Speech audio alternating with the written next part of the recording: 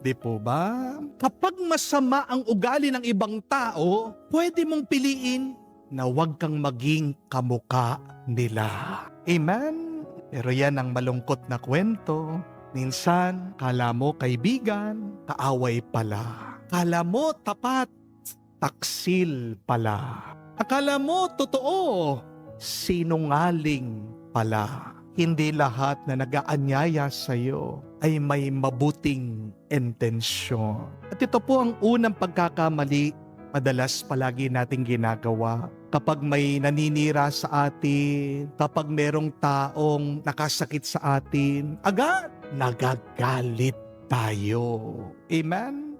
O kaya naman, kapag merong nangyayaring masama sa atin, hindi natin kontrol ang sitwasyon, agad umiinit ang ating mga ulo.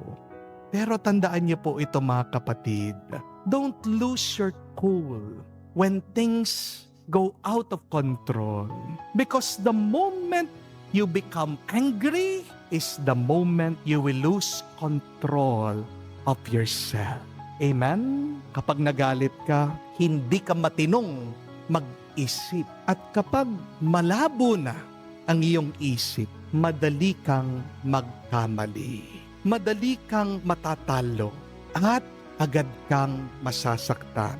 Kaya mag-ingat po kayo. Kapag galit ka, hindi tuwid ang iyong pag-iisip.